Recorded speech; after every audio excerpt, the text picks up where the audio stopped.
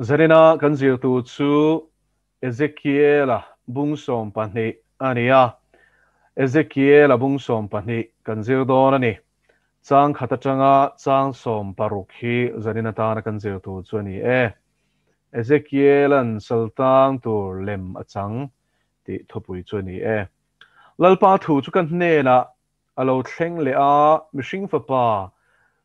bel helmang chung mu na tur mit neya musilo shiat na tur beng neya shisilo zinga I omani helmang chung an ni reng sia chu wangin nang mihring fapa saltan na a kal turangin ibung ruate tel fella chun enga an mit mu nge ya kal chuak ro an mu nge ya imunata mundanga ikal chuak turani helmang chung an ni na a anin ngai tua pha ma na tin ibung ro chu chun enga an mit mu nge ya saltang kal tur bung ro lakin ila chuakanga nangma nge po an mit mu a ramdanga thon bo tur kalin ikal turani an mit mu nge ya kul bang chu tipop la ta chuan la chuak ro an mit mu nge ya ikova ipuanga thima ikal chuak turani lei I mu lo nan I mai I khu turani Israel chung tan entirlok na a kasiam cheni si a Israel chung tan entirlok na a kasiam cheni si a atia tin thu mi pe kang chuan ka ti a ka bung ruwa chu saltang tur bung ruangin chun enga kala chuaka ka kutin bang chu tlaya ka ti popa thima kala chuaka an mit mu nge ya ka puwa tin zinga chuan lalpa thu ka hne na lo thlenga mihring fapa Israel chung helmang chung te chuan I hne na enge iti le an ti che ni lovem ni an hne na chuan lalpa pathian chuan heti hian ati he thupuan hi Jerusalem ho tu te le Israel chung ko pumpui anom na mi te chung thu tur ani intan entirlok na kani hi kati ang tak hian an chunga ti aniang thon bovin saltang turin an lakalang tiro tin an zinga ho tu chuan thim hnuaia akovin apuanga akal chuakang an lak chuanan bang chu an ti popanga amitin ram chu a hmu tawlo awangin a hmai a khu turani ama chu ka lenin ka khu anga ka thanga ok aniang kaldai rama babylona chuan karon hruayanga ta chuan athidon na a mu chu a hmulovang ama puitur akianga oma thian tel at om thin tele aveng tu te zong chu ram tina ka ti daranga khandai point ka umang tin nam ti zinga ka hno dara ram tina ka ti dar huna chuan lalpa chu kani ti an hriang amai ro chu khandai te jam te shipui te laka chuan mitlem te ka zuang chung te chuan an local narama nam te hne na chuan an tenom na zong chuan puan nan tin ke hilal pa chu kani ti an hria ang ati a lalpa na thu kan chia te kan zatan malmin som sakro se mole zanen kan zirtur hi zirtur poimo tak tak thanem tak zirtur kan nei do na chung zinga pakhat chu zeram hi ani hela hian pathianin juda te chu sala atan ti do na ni ti kha Ezekiela kal tlangin atlangau tira zudalal ram chu chimlal ram ania zuda nam le Benjamin nam anbeya tin Davidalal hunlai tang le Rehoboam hun atang khanin Levia chi te po chulama chuan anbeya Jerusalem temple kha anma ni thune na hnuai om bokani chutiang chuan Israel fate tin soima sel hela hin juda ti na nia chuta chuanin Babylona salan tam tu thu hi pathianin zia achangin azol ne Ezekiela kal tlangin ashil ani zanina hian kan hriat tur chu pathian hian a zol nei te kal tlang hian a hmanga em ami Israel te hnena khan vo khan na pe thin ani amaro chu an sim du lo awangin sala antang don ani ti khalal panashil ta a chuan zanina kan thu zir tur po hi chu sala antan nge tur thu pathianin a zol nei Ezekiela kal tlanga che jiam mangalan ti turati kha aneta a tin helai hian pathianin chuna tiro atini zan thim thama tir mi alawa Ezekiela hi I zuda ho omzong song ten an mu thei turin chun patchanga ti turin atini vaini a hian pathian thu kan tlang au pui hian tero chuna hian kan shil turani tero pathianin tun eng ani lai hian mi zong song sia thei turin kan tlang au pui hi awan chul to em chu tiang chuan vaini a hian lalpa hian ama mi te hi min tir chuak chan to a he khovel chunga hian pathian ro rel na hi alo la thleng do na khovel bo chiat na chona vor top a thlen huna chuan pathian thin ur na vor top po hi he khovel chunga le bu ka lani dom ti hi thupuan kan chhia chuan chiang takin kan hmuni chu vai vaini a hian Ezekiela chu chuna mi zong sungin an hmu thei laia pathian thu shil turin a che jiam manga lan ti tur tiang hian kele nang po hi pathian hianin min tirani chuna ni line lali suwa chuan mi tir tu na kan thok turani ngai teu zan alo thlen don hi chumi huna chuan tu man nan thok thei lawang zanena hian thanem ngai taka lalpa ina min cha na hi isha thar leang u chun ani line kan thok turini zo hana bung kwa changli thu kan en chuan enge chun chu tun po hitero zan chu avan ni tran to em mel ma pa setana hian theiang tokin pathian thu kan shil theilo na turin in khom pokan in khom theilo na turin nasat takin he covid mang hianin chan ala lockdown churam pakhata mai nilavin khovel mun shanga lockdown a rualin nikum te phei kha chuanin kan nei supa ti chuan vena chanchin tharka tar la nang khanin Britain rama chuan tho chan ni khan I zalen na puang to ma se lockdown restrictions akha covid restrictions akha phel vek ma se la he ta app mangin I engamo contact an nei ni chuanin emaw positive an hmu a khami bial enge chu positive an hmu na bial zau tak chunga omzong te ne na chuan an app a khanin ni som chungin khung tura shil dan app akha an download tirani chu tiang chuan zalen na tak om theilo hian tina big takin in khom du tan phei chuanin mun shanga mizorama po he relo te khakarin khom mana kan theile lova khovel mun shanga in khom lui tum tu te po open air kan in khom meng an ti po in helicopter ne an thok chuaka Canada thlengani chu thil chu baptist pastor chu in atangin an la chuaka a fa te mu line trap zoi na pa khan an en liama kol mi sualang main an bun tira police an la lak lai te khachan chin thara te kan hmoni chu tiang chuan tu na hian in pathian enge mi te go shante nge po kan chep chozel ta ni hei hi enge kan ti chuan team hi nai tel tel ni unaw voinia hian lali so Christa na thok thei tura hun chamin pek lai hian Ezekiela chu chuna awang khanin kele nang poi chuna hian kan au hi awahan hun to em tin hela hian adot leka soidu chu Ezekiela thu oi na hini ani tro mi zong ma bung ro han tela mo I heta saltang tur lem han chana kha awan hardon em machine na chon mi tam tak chon kan zaum na te kan hum hal thin tero kan zak thin tero chuna hian lalpan aizol entinan covid lockdown ma hun lai khangai to taila min ji huai office an kala motor tam si ke kalan tambok chumi kara chon lalpan chhun pachanga au tur min han ti ve ta sela Ezekiela ti rang hianin itel la kal ro min ti ve ta sela kan kal ngamangem le voinia hianin pathian thu oi tura in pumpe ka ngai sia hi Ezekiela nuna tang hian kan hmuni enga ting Ezekiela hi zolne ro pui da zinga hian tel ve kan ti chuan athu oi na hi ni ko na voinia hian pathianin man du chu nga lom ma se man the hi vanei tlem si em mani zaom na hum hal tum tlat rombol tu hi kan tam lu to But hian rong kan bol po in amoy chin to ka mite inan fak chin to ka mite pompui thei tin chin to ka rong bol hi chu anwa ma lo ma har ri nem khang te chu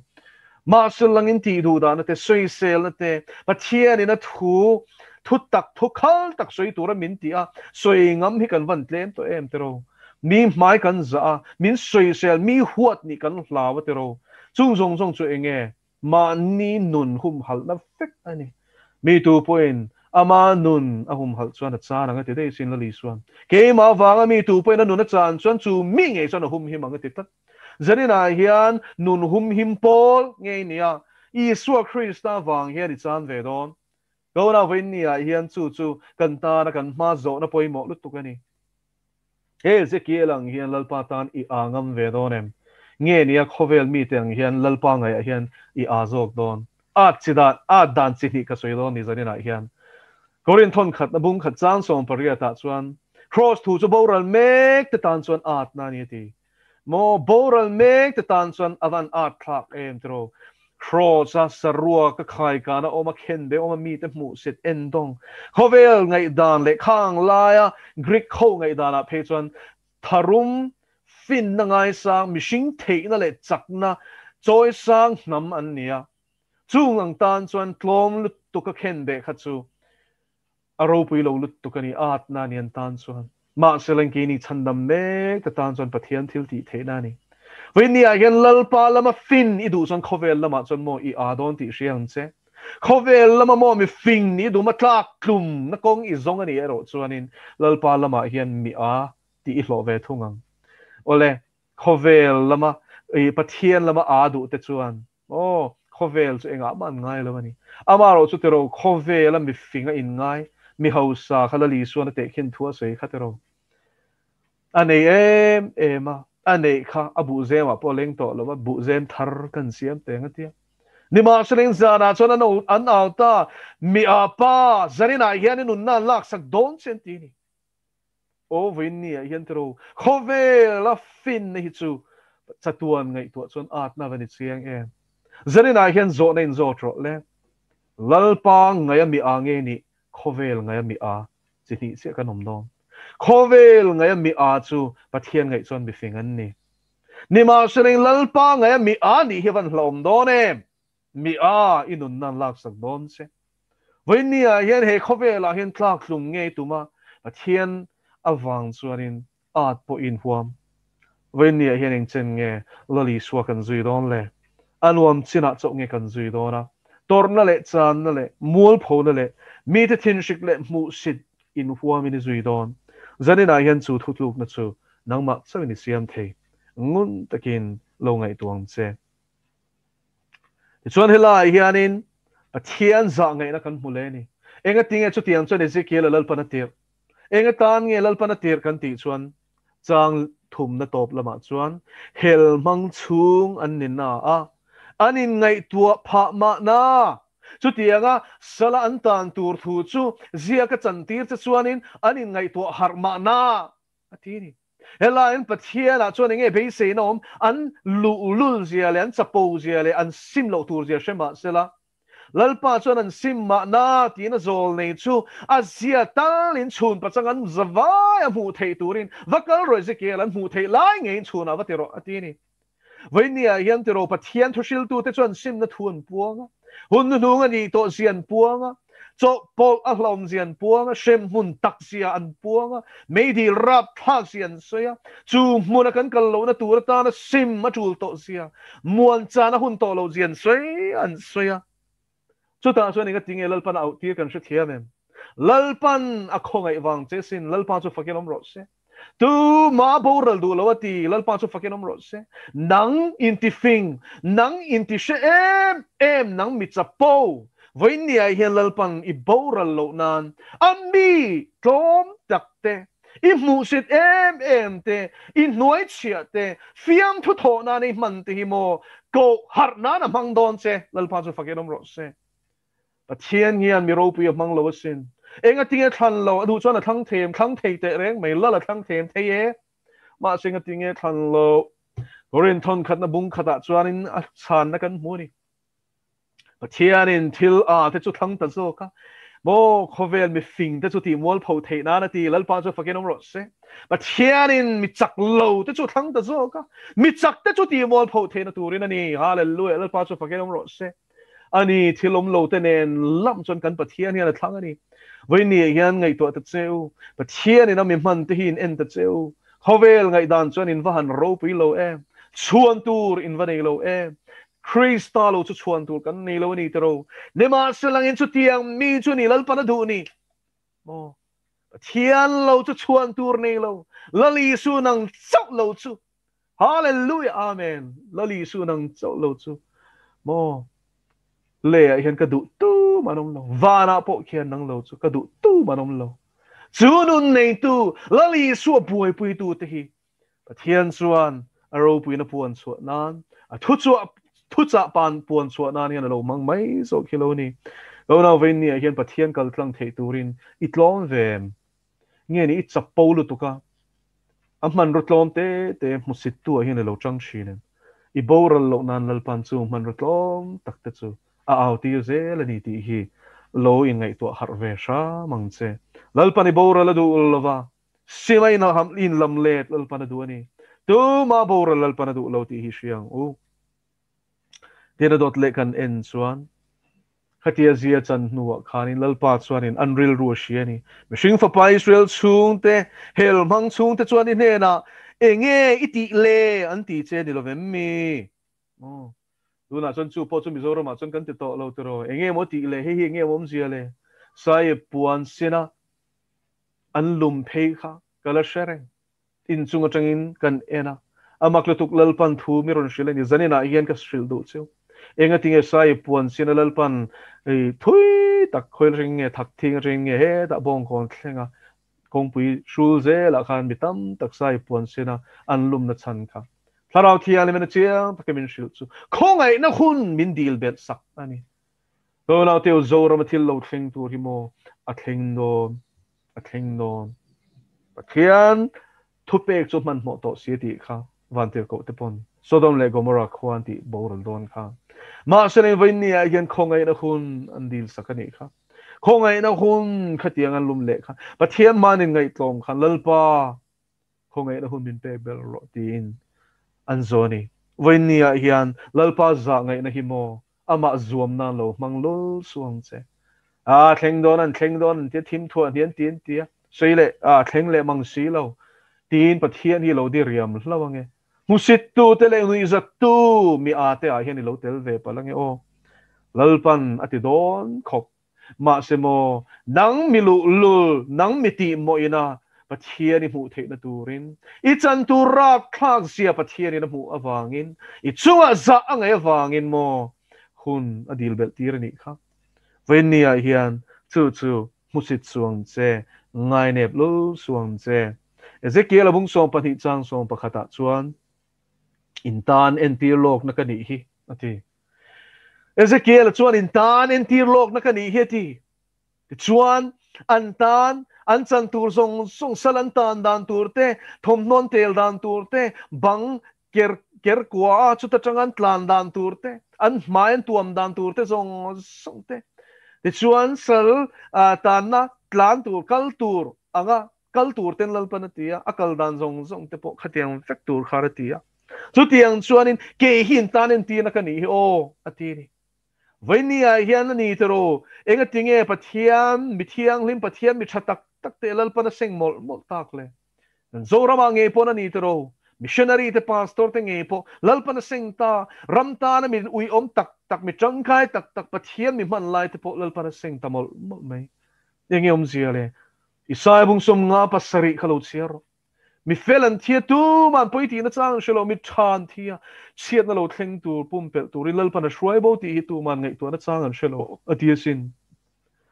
he chiat na ram khal tak zora ma lo thleng tur pathian thin urna kan chunga kan suala wanga leibo ka tur pumpel tur lal pana seng lok ti te hitam takin ngai tu na chang po kan shelo zanina hian ka unau I harang u inen fiang u heng himo kan tan signal ani Myanmar thil thleng mek chu e Myanmar ang hi mai hi de don lo an tor na ka soi nep lo rap thang lu tuk ma se mo zoram tortur nen chuan eng mani lo ti lo siang chu in clearem chan chin thar hian em ral tlanin tu na hian mizoram apo an run tlan lu ti ro kan zon ha thlak te an van khong e thlak e ma se mo zo fa te chunga thil thleng tur nen chon Myanmar khi te khin tham ani lo arap thlak dong lutuk lalpana min shil zong zong min mu tir zong zong ain heti hian min ti min mu tir nuwa chuan I mu le ishiat zong song ain ka shil zong song chia hian atak chula rap thak zokang atini in payroll le sanina hian in payroll le Ezekiela kal tlangalal pana salantan dan tur zong zong achan ti rang hian zorama hianin he thim hi azol ni kal tlangalal pana sol ne soyang nge in athling don sia in payroll le kauna in payroll le chang som pangana tin nam te zinga ka no dara ram tinakati dar huna chuan lalpa chukani tian sia enge hi sia pathian hian vopu ringut atina lo ti hi siang che ani tiro mi sing chuan kan fa te kan vopu nga iti chuan ka vuang je siem kan tia iti le vai te kan han tia ma se kan vongam le tak tak chuang lo tiro khatiang mai tura pathian hi kan da ve deuh thinin ka sia vopung changtina emokan tia ateu lo aza ngai na sat mawangin tu ma bora la du lo wanga za angai na hi kan hre thiam si lo ni zo fa te hian tu na hian chu vain lalpan ka kut ka lek khuna chuan ka zol ni te kal tlanga he zoram chunga ka tiang kham dai tram sakol le shi manga ka suat khuna cheu chuan lalpa chu ka ni tin la shiang ati ni hallelujah lalpa chu fakiram ro se vopung chang tinani lo ania o athul hlen thin pathian ani hi lele van naralanga ka thuiro chu ral lawang ti tu pathian chu fakinom ro se nema seleng pathian za ngai na chu thim kara po hian kan mudon ani chang som paruk na chuan mai ro chu khan dai te tram te shipui te laka chuan mitlem te ka zuanga ti zoram ngai tharo le pathian mitlem te zuadon nang ma hian mitlem te zuadon ilul na ti bo chiat na te I uire na te is o ibol hlo na song hilal parasia musin aru kara ti song hilal palaka hian thupina mo itilo lal pana muche khuro tu na khan khuro lal pana muche simro isin the lai hian chan chue lal pan mitlem te che azuadon tha zong min that mang don lo chu khong e na ne don ani ni su sela mizo hi namangin kanom to lawang chu ti thei sin lalpa hian adu chuan Israel fa te ne na khan ti pathian an rin du lawa Moses le aron chu lunga den hlum antum lai khan lalpa ni ti Moses son ro ka ti boral don ti mi an na mga nuai bo khan lalpa na she lo reng ma se Moses chuan za ngai na di lawangin lalpa chuan za ngai tang khan tu na po hian zo fa heti khopa pathian poi soi thuk to te hian dil sak tu kan ne wangin khongai na dil tu an lo ma wangin lalpa mai ngai thloma chong try tu an ma wangin tu na po hian ni somli le zang somli chong try pol an mani awan ro pui te lo em lalpa chu fakinom ro se dai theo tur lalpan kan ramala da hi kan van nei te lu em heng hi zalpa za ngai na ni chu nga wang ero chuan lalpan mitlem te ero ka zwa do na ti beng nei chuan shero se lalpara thu kan rik te kan ti rik te kan za ta mal som ro se